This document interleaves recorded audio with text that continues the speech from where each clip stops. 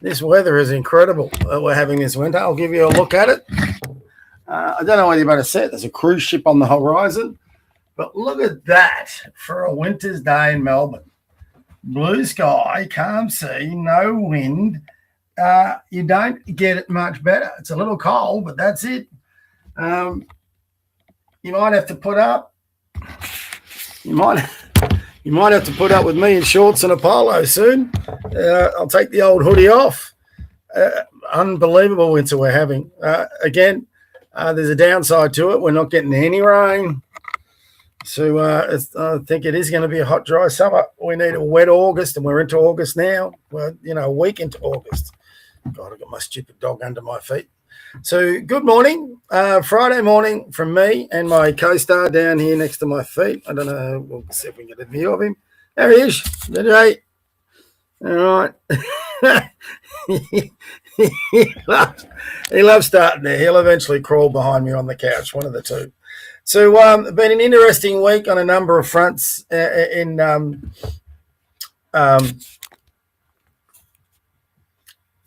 state and in our country. So I was going to do another empty seat. I will get around to those in the coming thing, but to be honest, I've just been too busy at work to get that properly prepared. So I'd rather do it properly or not do it at all. So I'm not going to do it at all today. We'll just cover the news of the week. And there was something I wanted to cover, but I've forgotten. Old age, Friday morning, whatever it is.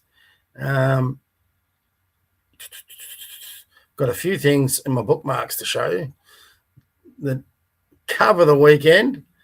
There was something, though, I didn't see on Sky News last night. I do have a few things in the bookmarks. That Chris Bowen in his speech, I didn't get the whole speech. I sort of turned it off after a while at the National Press Club. This is typical of our government. Apparently, Chris Bowen, with all the AI centres that are coming our way, which is a good thing. We need AI is going to be the future. There's no stopping it. So we need to be ahead of the pack, and we need to be establishing them in Australia. And even what Gina Reinhardt said, not long ago about, trying to coerce Elon Musk down under for his space program. We should be doing that. And we should be trying to get him on board too with AI centres in Australia.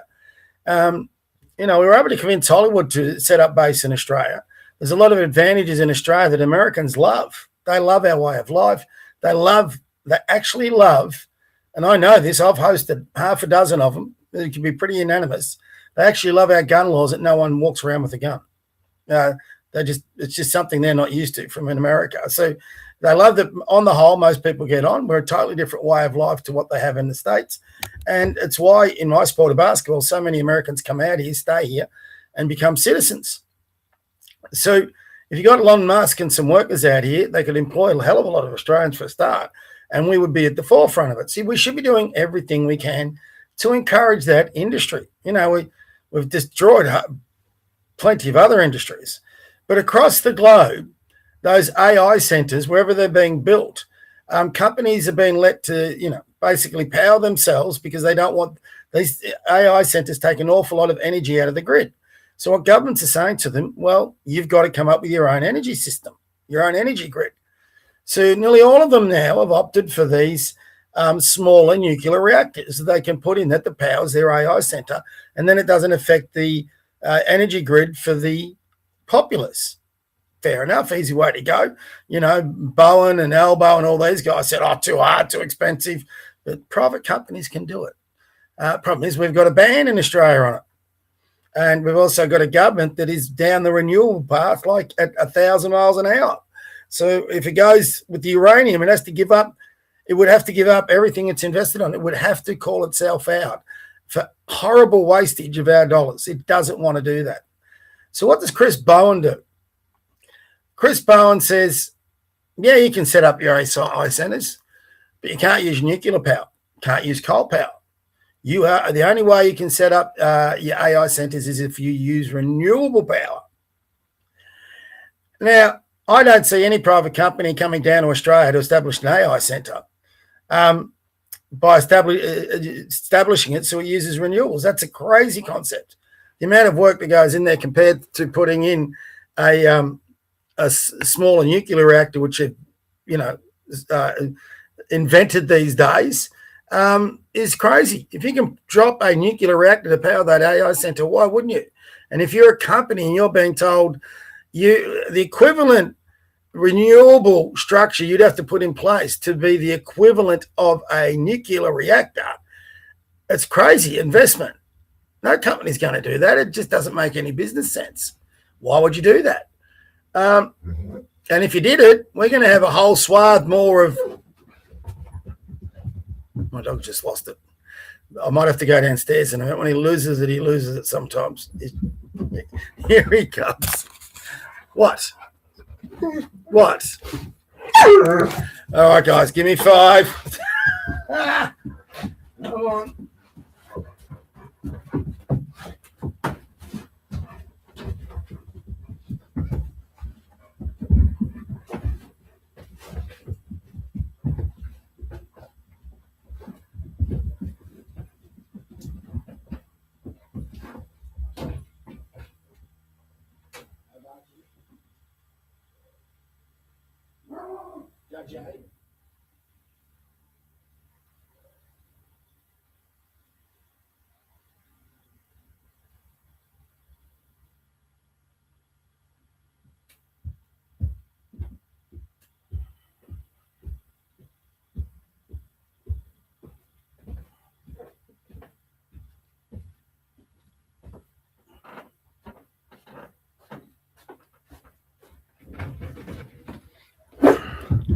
Here it comes.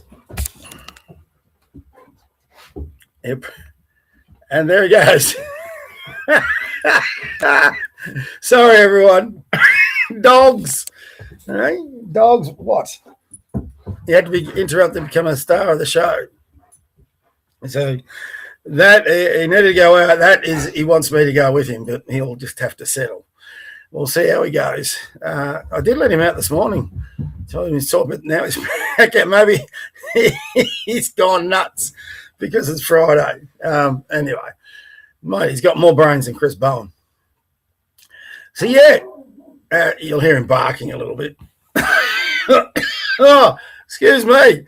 What do they say? Don't work with animals or kids. So there you go. Prove that right. So, yeah, Chris Bowen, he has been in the news. Now, I haven't done my Bible read. Time for that. Time for coffee, too. My goodness me.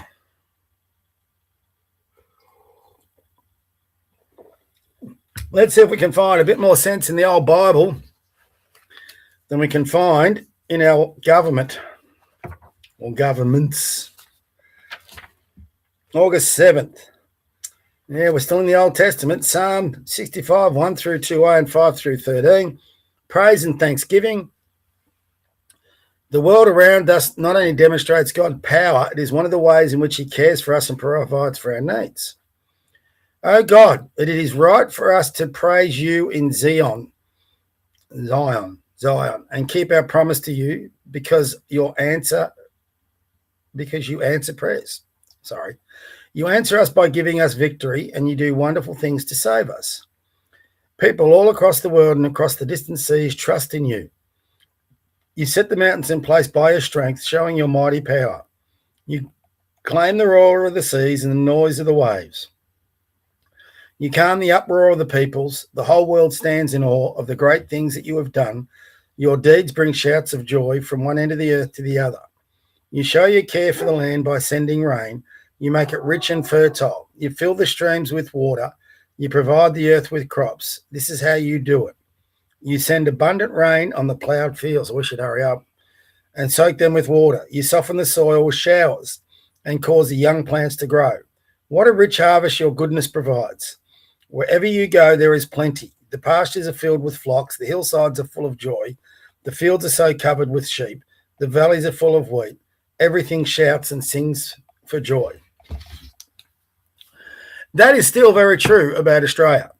We have a lot of natural resources, agricultural, mineral, oceans, everything you could ask for to be a wealthy country across the thing. But bizarrely, look, we were a wealthy country, especially in the Howard government years. That's why the Howard government years were good. All right, look, there's going to be a lot of those who get in the politics, and you listen to them when they blame John Howard for everything. And fair enough, he probably is responsible for a thing. But in a general rule of thumb, was the Australian population happy under Howard? Yes, it was.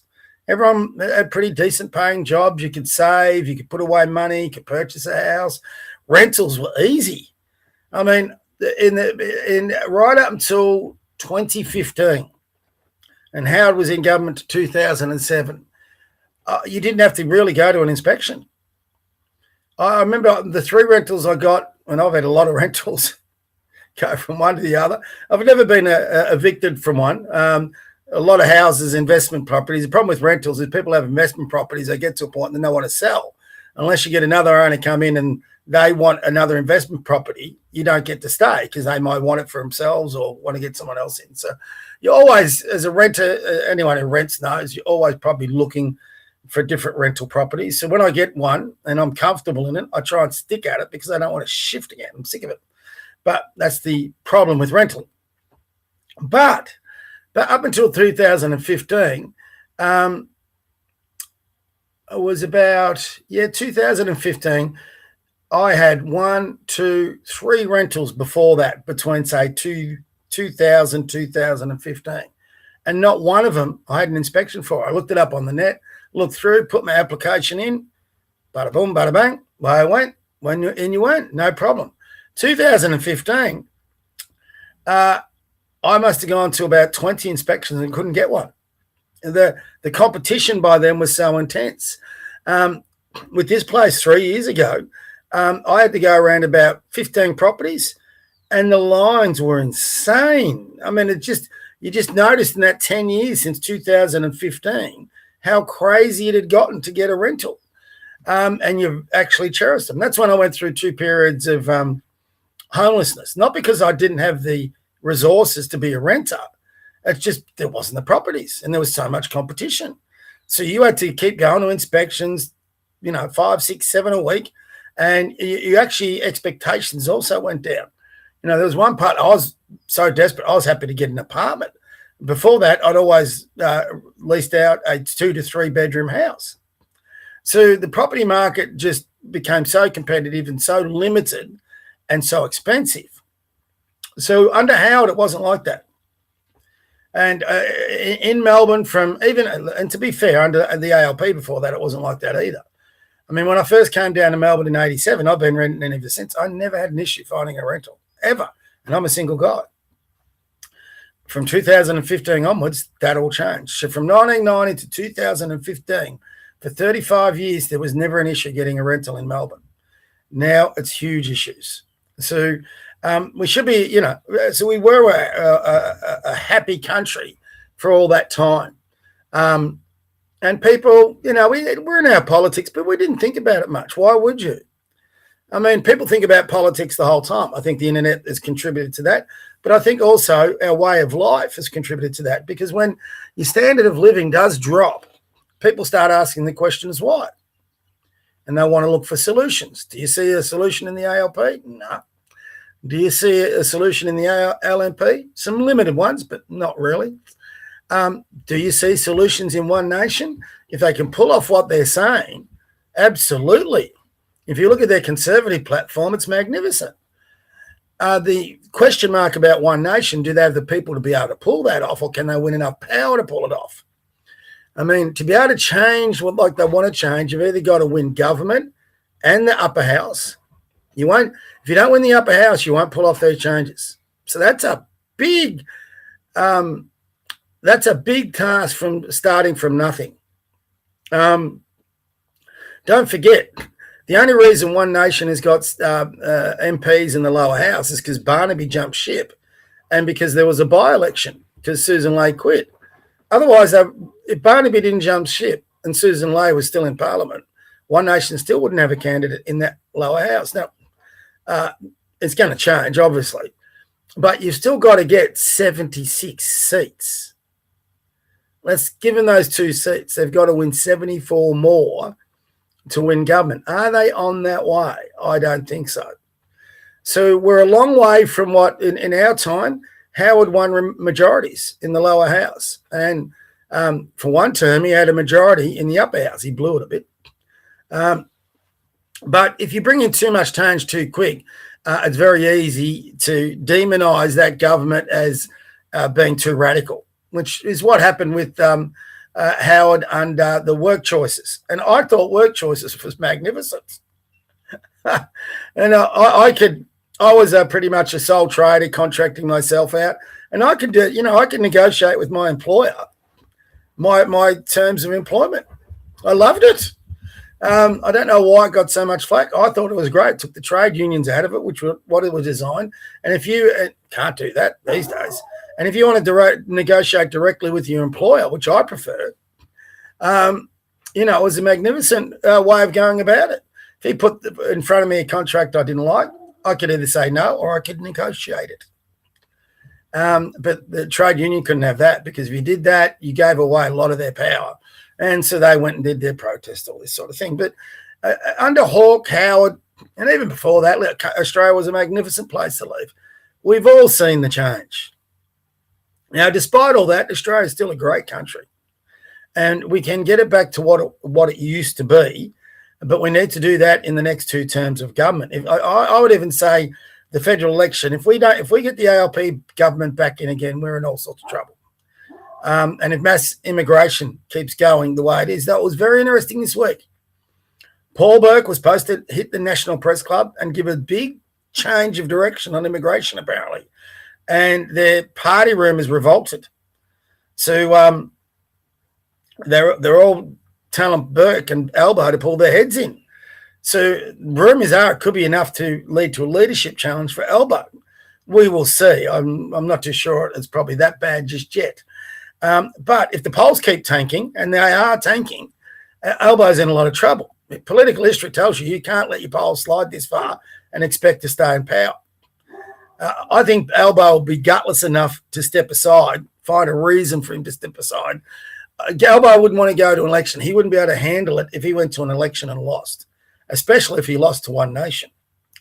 So even Albo, I think, would be too spineless to front up to that, and he'd lie his way out of it so someone could replace him if he knew he didn't have the numbers. He wouldn't want to get either tossed in a party room ballot or their election sort of thing, and he certainly wouldn't want to lose an election and have to give a concession speech. Might have to get my dog back up in a minute. We'll see how we go. So, overall, Australia is a much better nation than what it is, but Australia is still a much better nation than so many others for a number of reasons. Now, I'm not talking governance, bureaucracy, taxation. You can mount those arguments, but we live in a magnificent country that has a lot of natural resources, that has lots of opportunities in a way of life that you can still grab. They are decreasing. If they keep decreasing, it won't be so good. So these coming elections are so important. If nothing else, we've got to send a message. I have questions for One Nation. I'm still backing One Nation, but I don't care who the government is, whether it's One Nation, whether it's Liberal, whether it's Labor, whether it's Greens. I'm going to have questions for the entire lot of them. The only difference with the ALP, Greens and Teals, I'll probably have a lot more questions, and pretty much I probably won't even bother with the questions because I know the answers. But I'm happy to have them on. We'll see. We'll invite them. Let's see if we can get an ALP politician on the podcast. Now, that'd be fun. I would love that.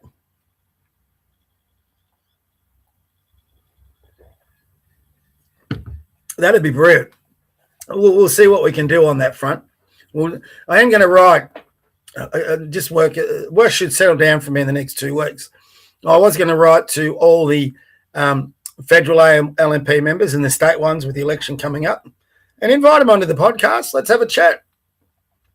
My bet is none of them will come on. One, I'm not big enough, I don't think. But number 2, they don't want to come up against anyone who'll ask them some tougher questions. So I'm not like the media. You can come on and we can spend hours talking. I don't have to shut you down. I don't have ads I've got to go to. I don't have a limit on my program of an hour where, we've run out of time, we can't keep talking. I mean, if you watch any of the interviews, and this is where I think ABC is better, they can go for longer and ask a lot more questions and have a bigger discussion. As much as you might hate their bias, they can do that. If you watch Sky News, they've got them on for 2 minutes, then they're cutting them off. And, I mean, Paul Murray had Warren Pickering on, and everyone's going, Warren did a great job. And, yeah, Warren did. But he was asked feather duster questions. Be fair. I mean, there was no hard questions asked of Warren in that interview. Just like there's no hard questions asked of a lot of ALP members. Actually, there is, if you be fair, again, on the ABC. But they just go harder at centre-right politicians. So, yeah, with that podcast, we'll ask a lot of tougher questions, but we'll discuss it thoroughly. So that's what makes I believe, podcast a lot better. I mean, you've got to be prepared to listen in, though. But when you're considering where we're going as a country and as a state, I think it's vitally important you listen. But that's just me. So anyway, let's have a look on X. I just want to double check my comments because there was a subject last night. I was looking at it before I went to bed, which is kind of stupid. I might have to start writing some notes, which I never, ever, very, very rarely do.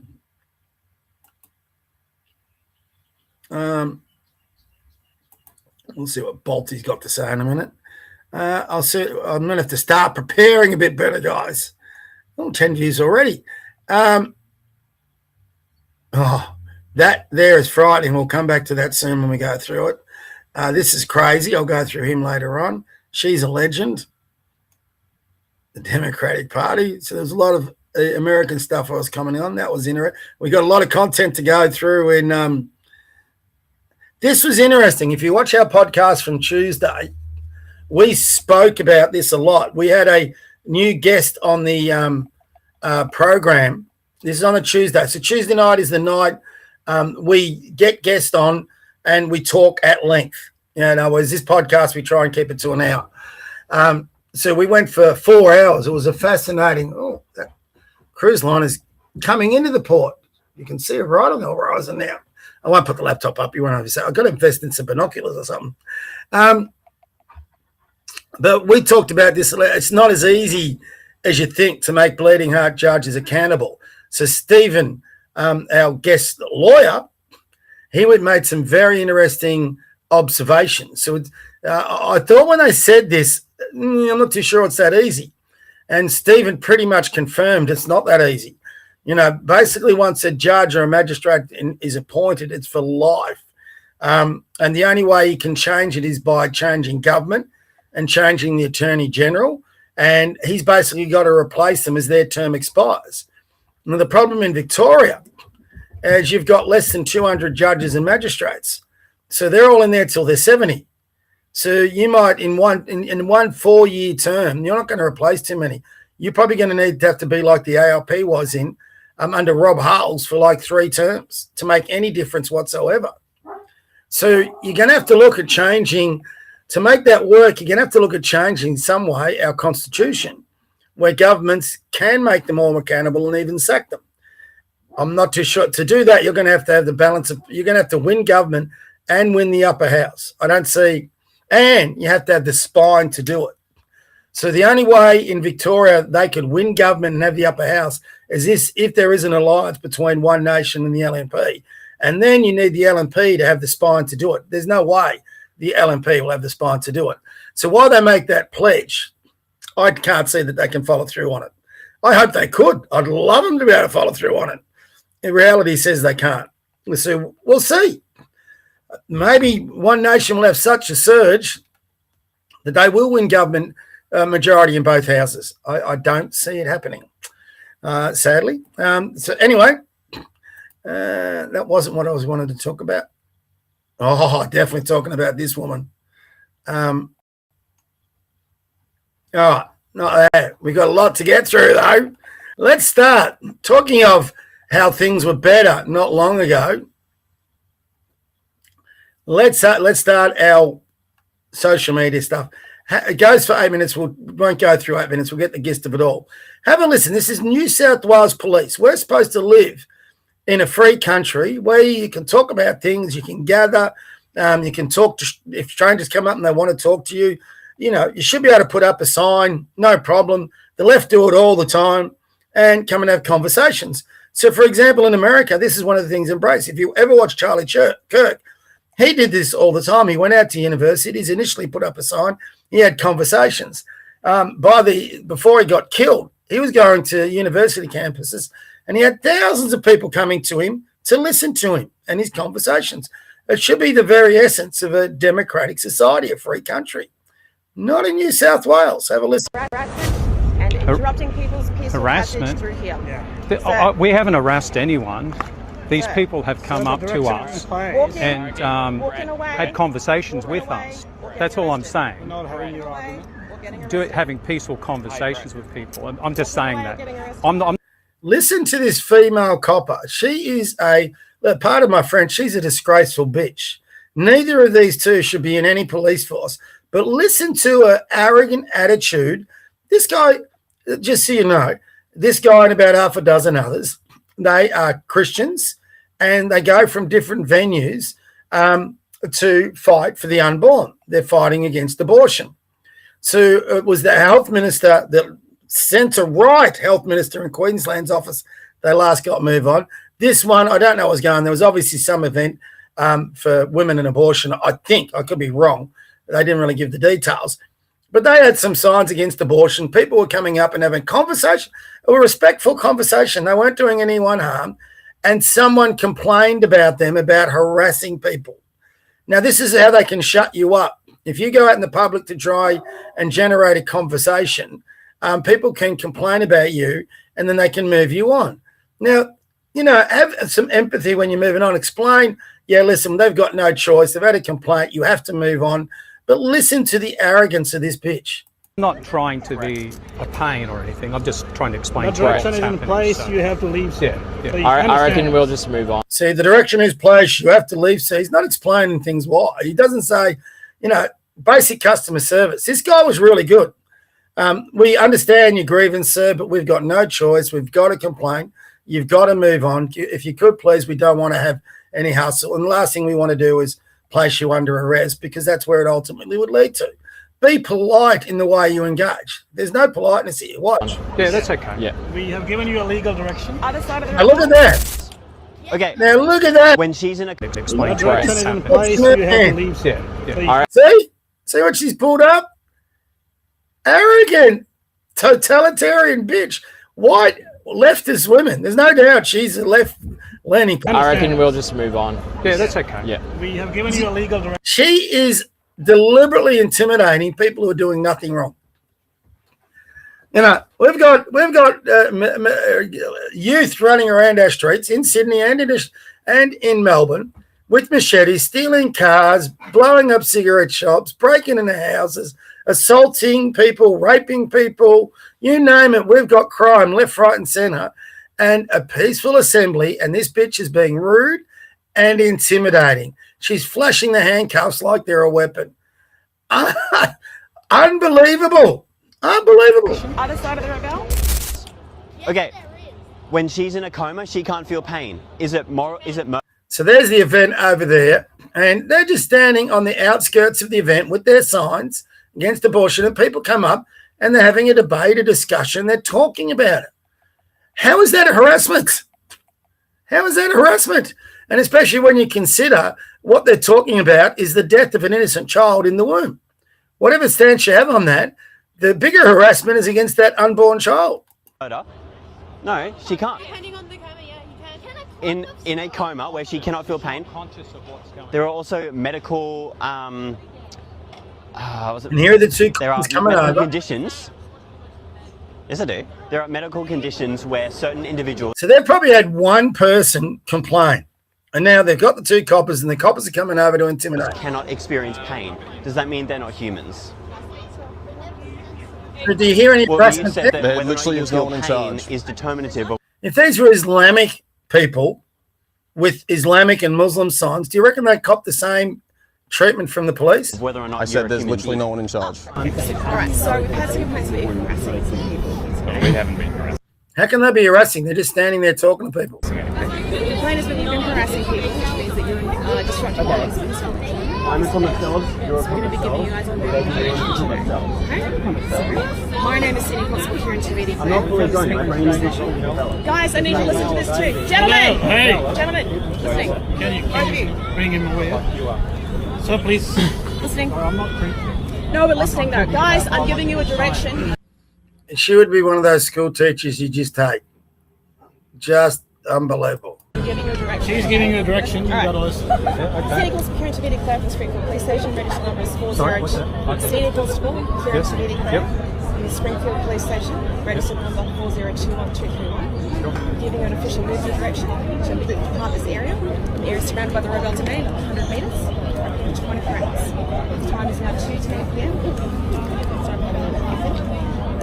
2:10 p.m. If you do not immediately depart the area or return within a 24-hour period, you will be contravening the police direction. What a totalitarian little bitch. I'm sorry. I mean, she's reveling in this. We understand that we were told by the guy that was organising. Just listen for a moment, please. She doesn't even want to listen. She doesn't even investigate the complaint. She just assumes these guys are guilty when clearly the evidence of your own eyes, that complaint is bullshit. She should have ignored the complaint and gone back, no, they're not harassing anybody. These are the laws that our government's put in. This is under the Chris New South Wales government. This would not have happened 20 years ago. I'm not harassing anyone. Well, that was the complaint? No, the people are coming up and having conversations. So if you get a complaint, surely you investigate it. Yeah, they're coming up to us and being argumentative. We got footage. We got footage. Ask them to move on. We've got footage of all. We got footage. It's all on video. Yeah. We're not at their event. Okay. We're enjoying this area. Gentlemen, start walking. The direction is in place now, so you have to go. So they've got footage. They're not in the area. They're not harassing everyone. They've got evidence they're not harassing everyone. And she can't accept that. She got bad luck. Move on. Time to make another cop famous, lads. Unreal. Yeah, sure. But no arguing, departing. No arguing, departing. Since when does she get to be God? She's a police officer. She serves the public. She shouldn't be able to dictate it. These two officers should be immediately sacked. This area here was designated. I'm not arguing with you. I'm just explaining to you where we're coming from. And this guy's being calm.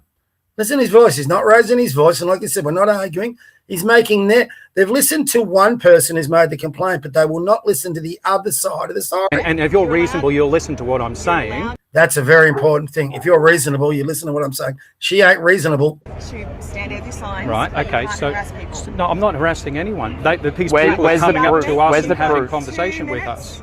To start walking. Well, I just want to explain to you what's going on. This area here, the gentleman gave us a map, right? Yeah. And we were over the other side here, and he showed us the map, and we moved on. We just said, okay, fair enough, that's fine. And we don't want to encroach on the area that you've hired for the day. That's fine. I'm totally fine with that. And so we're outside of that exclusion area. So this area here is a public space. So how can they move them on? Whether you agree with them or not, they're not in the excluded area. They're in a public space. And look at the face on this. She's not even interested.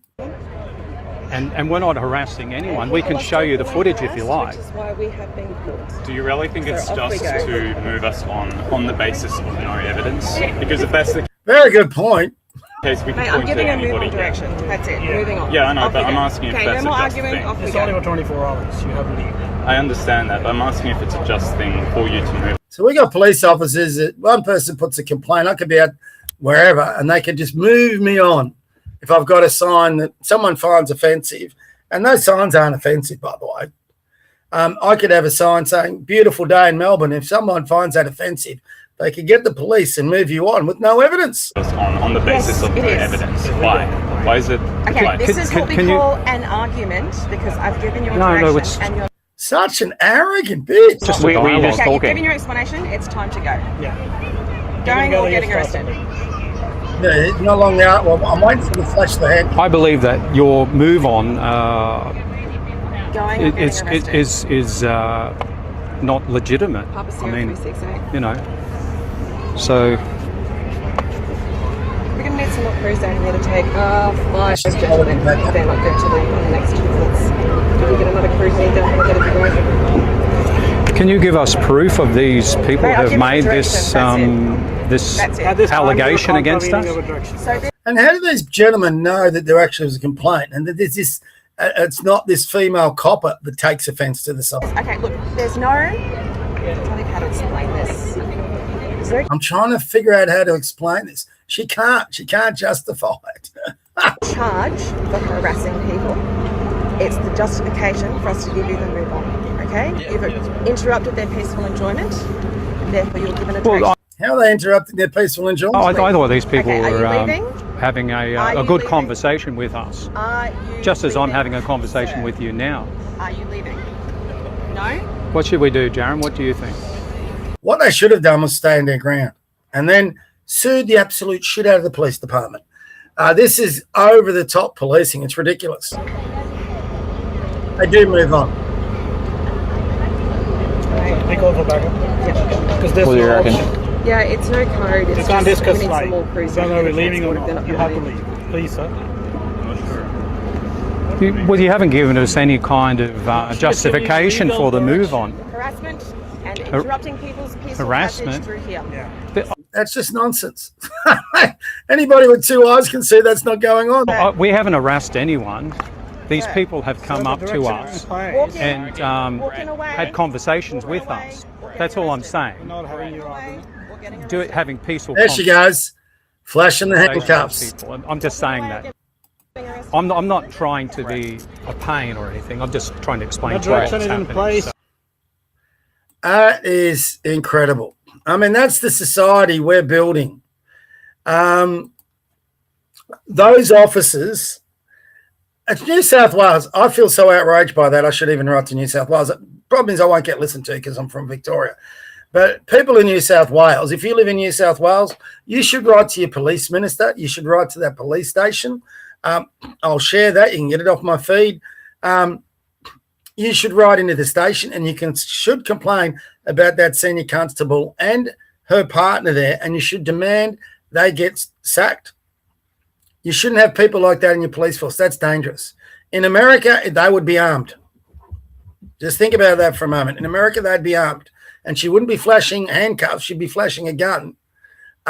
This is not the policing we need. I mean, if that was I'll guarantee you, if it was an Islamic person with a sign there in Islamic language, in Muslim language, that these officers couldn't read, they wouldn't be getting moved on. No one would be making a complaint. They wouldn't be getting treated like this because that screamed discrimination. If it was Indigenous activists there, they wouldn't be getting moved on. The fear of God would be in the police. Oh, we can't move them on. We'd be labelled racist. But these guys are white Christian dudes, probably heterosexual. They're defending the unborn.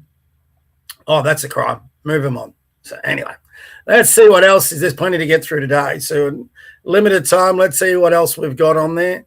We've already covered that. Jess Wilson, silly girl. We'll give you a quick look. And this is what I was talking about before, where both the LNP and One Nation, to their credit, have continuously said they would work with the LNP to oust the ALP government. Not interested in that sort of, I suppose, petty comments. What I'm focused on is running for majority government I think Pauline called her arrogant. And if you listen to this reply, she is. with the Liberals and Nationals. Pauline Hanson gave you a swipe today. If they're really concerned about the state, then they need to work with One Nation to get rid of this toxic Labor Greens government. Absolutely. And to have the sheer arrogance saying, oh, we're not going to form any coalition. I don't want a coalition with them either. Get rid of the arrogance, Jess, and start realising what's the important thing for the state is the people out there. They want change. Sorry, that was yesterday. So Pauline's exactly right. Jess Wilson's got no right to be arrogant. She's not polling in the 40s or 50s. She's polling in the 30s and sometimes lower. She can't form government by herself. So what's your reaction to that from Pauline? Is it arrogance? Oh, I'm just not interested in that sort of, I suppose, petty comments. What I'm focused on is running for majority government with the Liberals and Nationals. We have You're not going to get it, love. I'm sorry. You're not going to get it. a plan, Charlie. We've outlined... We have a plan, Charlie. This magnificent plan that for 3 elections straight has fallen over. If you look behind Jess Wilson's leadership, It's the same team that's lost the last 3 elections. What plan? You know, that plan hasn't resonated with the Victorian public for nearly 20 years. Our plans to reduce crime, our plan to provide a cash surplus by 2032 to start paying down Labor's debt, our plans for tax relief, cutting the emergency services tax to provide a cost of living relief for every house, every business, every farm in this state. We've got a clear plan when it comes to stamping out corruption in this. Okay, it's great they've got a clear plan, but unless you've got a majority in both houses, you're going to struggle to get it through. So, first up, what's your plan for winning government? You can have all the plans you like. If you don't win government, you can't implement them. This is what Pauline's saying. You need to work with the One Nation, who's got a very similar platform to you, Jess Wilson. It's crazy that you're just wiping this out straight away. State. Our plan to fix the roads that are crumbling under this Labor government's watch with a $5 billion investment in Where are you getting that $5 billion from, Jess? repairing and rebuilding roads. We have the plan. I know a lot. We have the plan. She does this a lot. She flashes the book and she says, we have the plan. She's hoping you don't read that plan. Of people like to talk about the problems, but we actually need someone and a team that is ready to fix this state. And that's exactly. And what team does she have that she thinks could fix this state? The same team that couldn't even handle the Maura Deeming episode? That team? The team that knifed their leader who was leading in the polls, Brad Batten? That team? She's got that team. David Southwick as your deputy premier? She wants us to think that team is capable? And there's your arrogance. She should be saying, yeah, we'll look at One Nation. How's this from Coca-Cola? Have a look at this. This is gobsmacking. Oh, this is a conspiracy theory. Coca-Cola, I'm going to need an explanation for this. All right, we're going to do this one live because I don't want to see any comments that, oh, this is a conspiracy theory, blah, blah. You can see we're on the Coca-Cola website URL right there. We're going to scroll down to personalize our Coke can. The first entry we're going to try is Allah is King. No problem. No issues with that. You can see it on the Coke can. Next entry we're going to try. You don't know what's going on. You can get online and get your own little sayings on your Coke cans that you purchase. Kind of bizarre, but anyway, don't know why people want to do it. But no issues with that. Don't know. Let's even try. Can't say that. Satan is king. So Satan is king. Zero issues with Satan. Satan is king. You get that put now let's try. Jesus is king. Now that's where there's issues. So you can still see the Satan on the Coke can here. Immediately rejects Jesus is king. Gonna need an explanation on this one. Bizarre. That's absolutely bizarre. Coca-Cola, I drink a lot of your product. I might stop soon if that's the case. So Satan is king is fine, but Jesus is king is not. There we go. There again. That's the world we live in.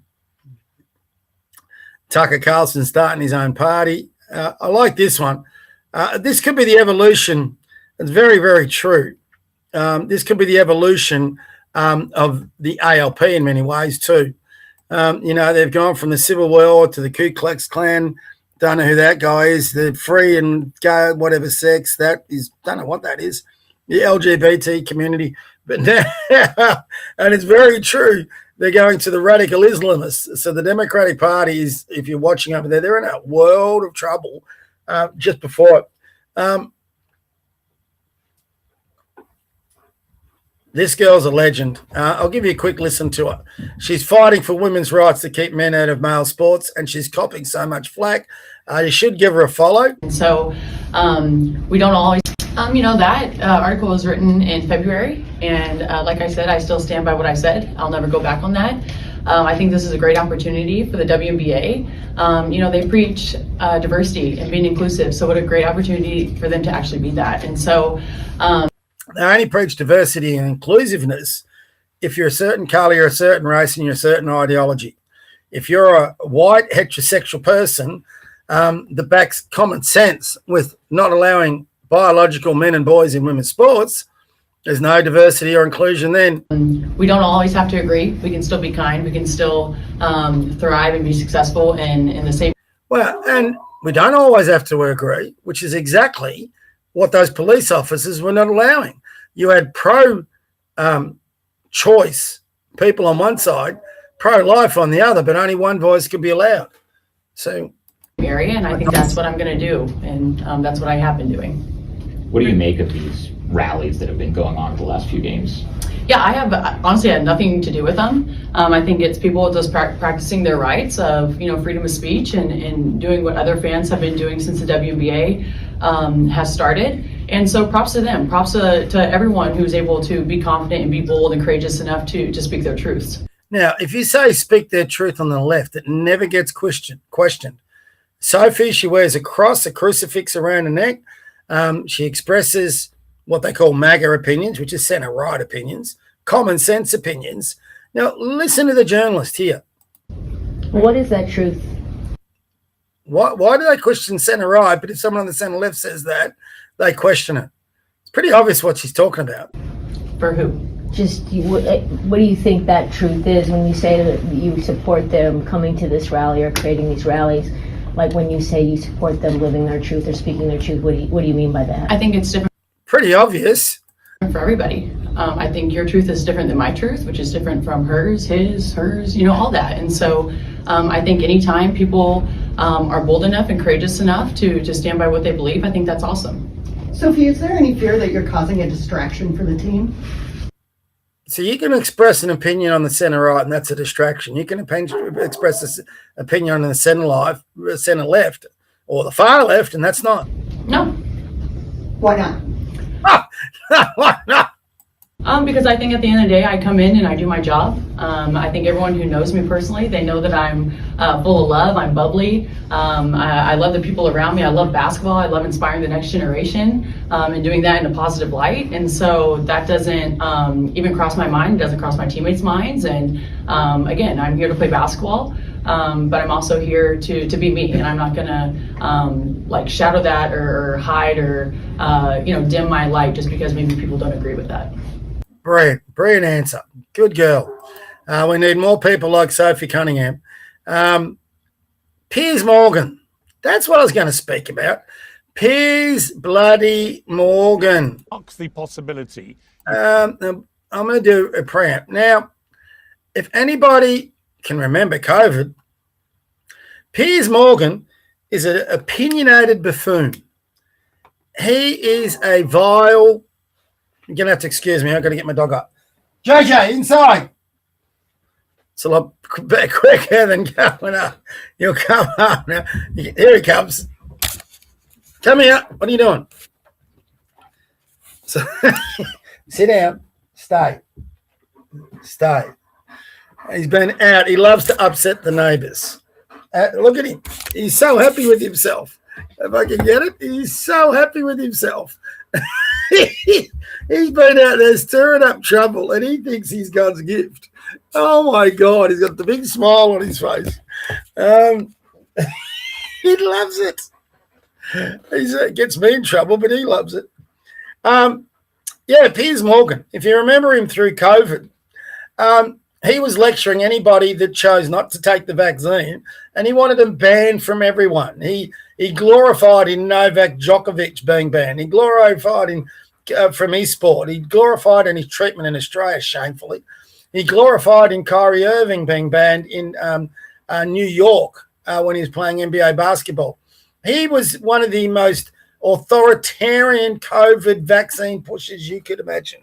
He wanted them out of restaurants, out of bars, out of that. Now, he's made it some limp apology. Good boy. He's made it some limp apology. And now they had a Senate hearing into Fauci. And so he's got Rand Paul on. Listen to his initial line of questioning. Fauci should be in prison. All right, just have a listen to Piers Morgan has no right to be speaking on this, by the way. I'll get back to him in a minute. But just listen to his initial bit of questioning here to Rand Paul. Would it have been in America? And Rand Paul was the main person on their Senate committee that was ripping into Fauci, quite rightly. Because better national interest, if you had given him full immunity, So you want to, in Piers Morgan's opinion, Fauci should be given full immunity. Seriously?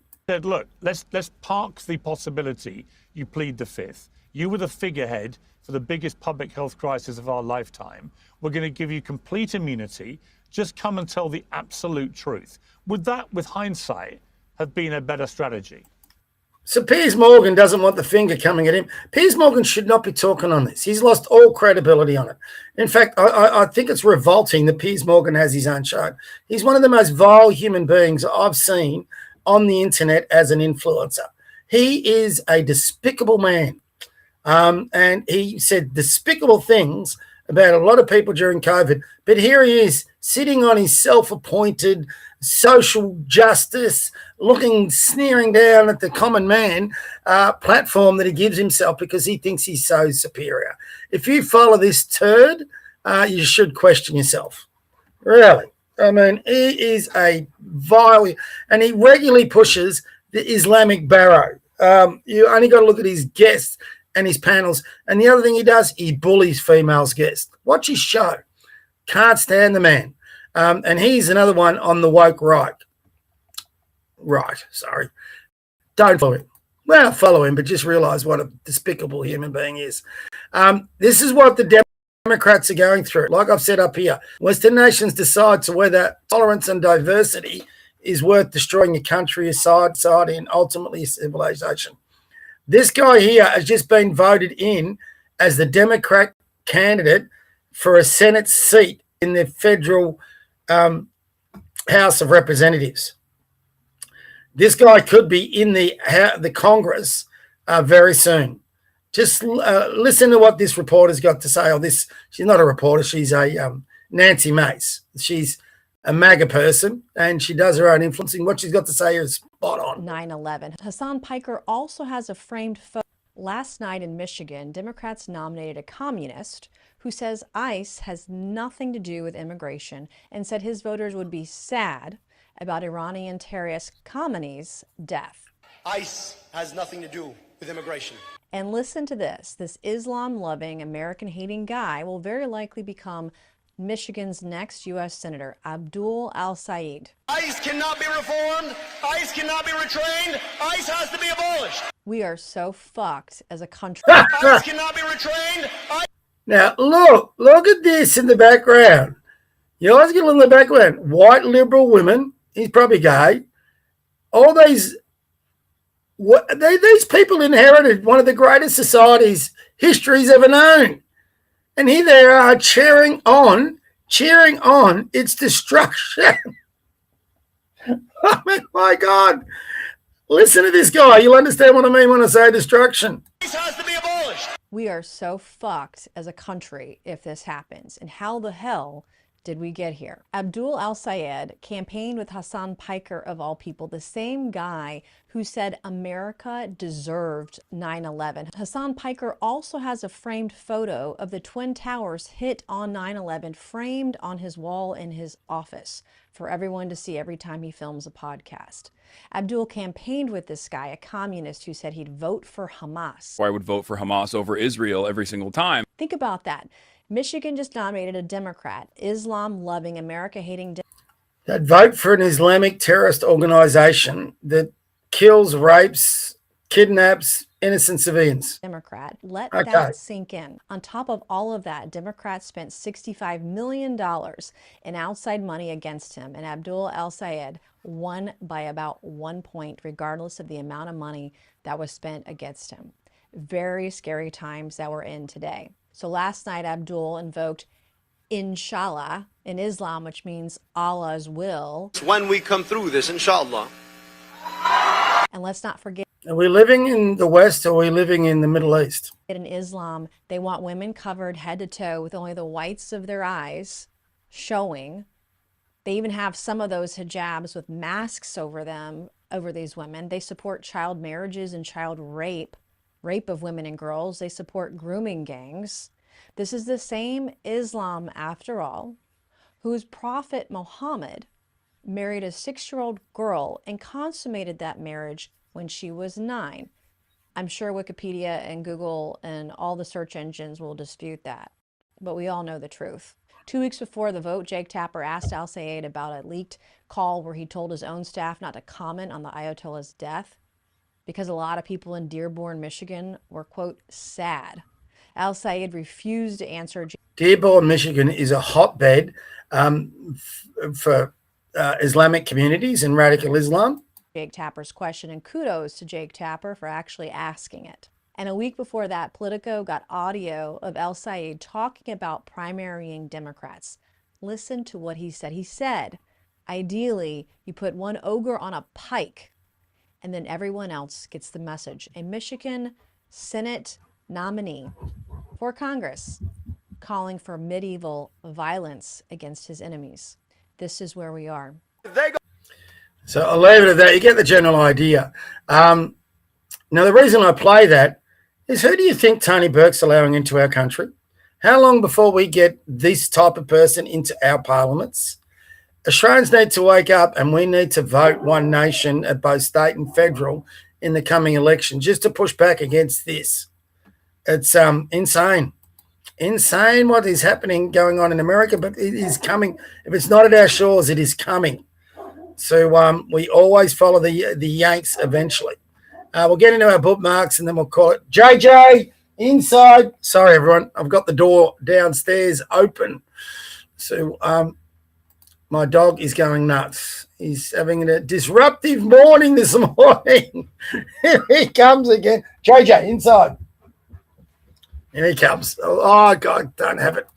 Sorry. If I got it up. No, sit down. Sit down. Sorry, guys. He's done it again. He's having a field day. Let's have a look at my bookmarks. I think my dog's trying to steal the show.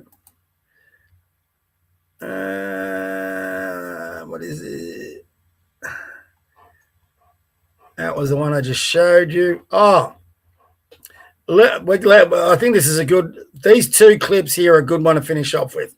These, again, I'm going to keep saying it. These are the problem. And I love women. Just don't love these types of women. Riley Gaines, who was a swimmer, not even a very good one. So this is Riley Gaines. This is Sophie Cunningham, which is shown. This is the big men in female sports. This is three women talking about men in female sports. Have a listen. Was super anti-trans women in sports. And she also posed for a picture with the Levi's executive, Jennifer Say. And this was at a game. And both of the Riley and Jennifer wore T-shirts that were anti-trans. Oh, no. They said XY and XX. It's a male, female. Oh, my God, that's so shocking. And Cunningham even held up Riley Gaines' sign, which read, "Sophie, thank you," from a girl mom. Sophie, thank you from a girl mom. That's so terrible. Which we have talked about this. This is trans women in sports is not the biggest threat to women's sports by any means. Yes, it is. I would say it isn't a threat to women's sports. It is so clear at this point that Sophie Cunningham is doing a pretty blatant, right-wing grift. Yeah. She's doing a right-wing grift because she says men shouldn't be playing in women's sports. That's bizarre. Any person on the left should be saying the same thing. That's not a right-wing grift. That's just common sense. That's protecting girls and women from men. Yet here you have women arguing for the destruction. She's doing a hard pivot right. And I just think that she knows what she's doing, and she knows that ultimately her basketball career is only going to be so long. She's not the best player. She's better than you, bitch. She's not. Well, it feels like a move out of Trump's playbook. Everything is television. Everything is pop culture. And these two are so arrogant. If you watch the highlights of Sophie Cunningham's games, I'm a basketball coach for 40 years. She can play all right, and they're just trying to say this is all clickbait. Sophie's actually a very good player. And tabloidy, even when, to your point, this is really a human rights issue. This isn't like a fun, this is like a fun Us Weekly headline, right. With some celebrity. She thinks that's funny. I don't get what's so funny. I mean, this person thinks it's funny that a person is campaigning to protect, again, little girls and women from biological men playing in their sports. That should be common sense. This is the left. These two think they're funny talking about this shit. Most people look at them and want to vomit. I mean, it's quite funny. It's now out on the internet. We're sharing it. But that's how these issues are treated by the right. I mean, I don't know if we've talked about this before. Other people have said this a million times. And look at this is the name of the podcast, Sports Gossip. And they're pushing left-wing ideology. They're not stalking sports here. They're talking left-wing ideology. But the conservatives are truly the best marketers because this issue, it's like it is so polarizing, and yet it's not really the main issue affecting women's sports, as you said, but that if it's not the main issue, what is? People just get up in arms about it because Republicans know that people will get up in arms about it, and they're like, oh, great, now we have another mouthpiece that can distract from all these. No, her comments actually, when they say a mouthpiece, her comments were made back in February. And now the left-leaning sports media have latched onto those comments and started attacking her. So this is something that was said 5 months ago, and now they're using it to punish her.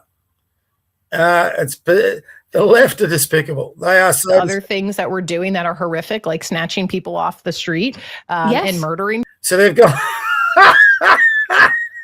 So they've gone from a person saying men shouldn't be playing women's sports to snatching people off the streets. People on the street that they're like, oh, great, this is a perfect distraction. And it's horrible and terrifying, but it's like, oh, great, they've just found another mouthpiece who is a woman in the public eye that we can use to say our talking points. That's really. The Republicans, the right didn't use her. The left brought up her comments from 5 months ago. People are now responding to it. It wasn't the right that used her. It was the left. And these two imbeciles, they must be in their mid-20s to mid-30s. So Gen Z, if this is what you're producing, my God, you're in trouble. What this is. Like, I guarantee you at the next Republican National Convention, who do we think's going to speak? You think Sophie Cunningham's not going to get up? Well, why not? Absolutely. She reflects their values. Up there and speak, please. I'm calling it now. Like, this is all what this is. It's not complicated. Who's going to get up at the Democratic convention? Abdul, who we just played? I mean, if I'm listening to Sophie or I'm listening to Abdul, I'm voting Sophie. Of course you'd have her at the MAGA conference. I mean, this is left-leaning women. Talking of left-leaning women, let's listen to this. Is unbelievable. It's both at the same time hilariously funny, but very, very sad for the child that she's the parent of. Listen to this bitch. Sí. Es lindo un hijo gay. Pero le gusta y va. Va. ¿Cómo es Rafa? Es un demonio. Sí. Es todo lo que. Oh, sorry, doesn't have it. I forgot. Okay, I'll read this one out. The feminist Malene Pichot, I think she's French. My son is unfortunately a boy and seems to be heterosexual. I want him to be gay, but I haven't lost hope. She's talking about a 3-year-old kid. This is the left, totally sick. She needs to, exactly here, take the kid away from her and throw her in jail. Oh, my God, the left are insane. The left are just nuts. Anyway, that's what you've got. White leftist women. And listen, there's a lot of white leftist men, but they're quite okay to take the inheritance they were given from our forebears, from my parents, from my great-grandparents, my grandparents, from your parents. They're taking the society that they were giving and they want to destroy it. But there's no other way of saying it. And it's us on the right, like I'm trying to do with this little podcast, that have to start pushing back. I'm going to keep trying to come up with some new things. One last thing.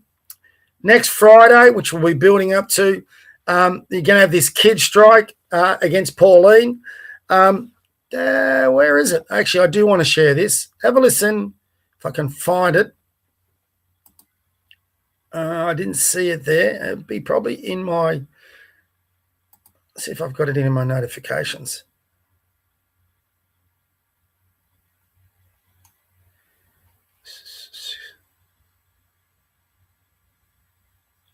Here we go. Listen to this kid. High school kid. Listen to this. One nation, not one country. Racist, sexist, anti-queer. One nation, not one country. I've been organising in the high school anti-capitalist, and what I've found is that more and more and more high schoolers and young people are sick of the system. They want change, and we'll keep coming out till we chase this fascist scum off our streets. The high schoolers are coming out on August 13th to protest One Nation, walking out of court. So kids in high school are going to be walking out of school to protest Pauline Hanson. They can't even vote in the election. Do they know the issues behind it? That's young Callum. Callum should be at school on August 13th. So that would be next Thursday. Pretty sure. August 13th. Next Thursday. That's 6 days from today. So this is going on in Queensland, going on Victoria, probably going on all over the place. Our kids should be in school learning. Any teacher promoting this, helping it, organising it, and they'll be marching with them, just like the climate change protest and the fear they put into our kids over climate, they should be getting sacked. Their job is to teach and educate our kids, not to indoctrinate them. And will our governments do anything about it? Will they take a stance against it? Will they warn teachers not to do it? Will they sack those teachers? No, they won't. They'll just let it go on and hope it doesn't make too big a noise because it's just Pauline Hanson. Doesn't matter whether it's Hanson. It doesn't matter. I would be saying the same thing if this was a march to protest the Communist Party by Centre Right kids. Get back to bloody school. You've got the rest of your life to worry about politics. Start worrying about your grades. Start worrying about getting a job. Start worrying about getting into university. Start worrying about starting your young life as an adult. You know, how you're going to start teaching these kids how to build wealth so they can afford a property. Instead, we've got them out protesting Pauline Hanson, and none of them would have any idea about the issues. None at all. So it's a little bit nuts. A little bit nuts. If I can arrange it, I am considering, I'm not too sure whether I can arrange it because I just don't have the people or the tech, but I'll talk to one or two people. We might even do an old RV enemy street walk when they're protesting and do an interview. I'd love to be able to do it. I really would. And just ask them some questions. But we'll see how I'm going with time. But I'm not too sure. I don't have the equipment and all the stuff. You need certain bit of equipment, you know, the camera, the mics, all that, someone to take the camera. We might be able to get someone who's got all that, and I can just do the interviewing. We'll see. Whatever way, we'll be covering it, and we'll see what they've got to say, and we'll be talking about it on the podcast. So anyway, that's it for me for another week. Another week where I surprised myself getting up. Spent one day speaking to myself for 20 minutes because I didn't hit the go live button. Thank you for logging on. Thank you for supporting. In the links, there's a buy me a coffee if you can do that. Got a big cup of coffee. Anything you can do to support us because it is taking time away from my business. But I think it's important we do so. And I think it's important, not only if you can support me, but others that are doing the same work. What you should be doing is sharing the message. Spread it to your followers. Spread people on there. The bigger following we can get out of this, the bigger we can push back, the more numbers we can get. This podcast is Australia first. For all Australians, whether you're a recent immigrant, whether you're an Australian go back, we're not the Groiper NSN type. But if you come here, you're Australian first. We've got to be united. We've got to have conservative values. We've got to get our country back. That flag's got to be respected. So God bless you. God bless your kids. God bless your grandkids. God bless your pets. God bless that flag in this country. Spread the word. Get people watching. Happy to have anybody on who wants to come on the podcast. But that's the way we start pushing back. If we can get up enough numbers, we may be able to get some more organisation in what we're trying to do, and we can counter the socialist indoctrination that's going on with our kids. We've got to push back against that. We can't just simply sit on our chairs like I'm doing right now and saying and allowing the left to keep indoctrinating our young ones in high school and our young adults in universities. There's got to be pushback. And we've got to arrange that, and I've definitely got some thoughts and plans on how we can get that done. So, well, when I get some time, I'll get it up. But spread the word. The more people we can get on board, the better. Let's start uniting the centre right. Unite the right, as they say. Let's start doing it. Anyway, have a great weekend. I'll see you on Monday. And, yeah, hopefully the weather wherever you're living is as good as what we've got it here in Melbourne. Beautiful one day. Oh, look, he's back. He's back to say goodbye. Come here. He's been downstairs. You see the smile? He loves it. Sit. He's too excited to sit. I've left the door open downstairs. Stay. And he's having a field day, just going off on people. It's a beautiful day. You can see, look at the smile on his face. He's having a great time. So anyway, I hope you have a great weekend is what he's having out the front, chasing birds, planes, helicopters, dogs over the road. If you've got a German Shepherd, you know what I mean. They love barking and pursuing anything, and he's having a glorious time. So thank you for your support. We'll see you next Monday, 9 a.m. Or don't forget, we've got our Tuesday podcast, which is fascinating. It's really proven to be something good on Tuesday at 8 p.m. See you all next time. Bye for now. Have a great weekend.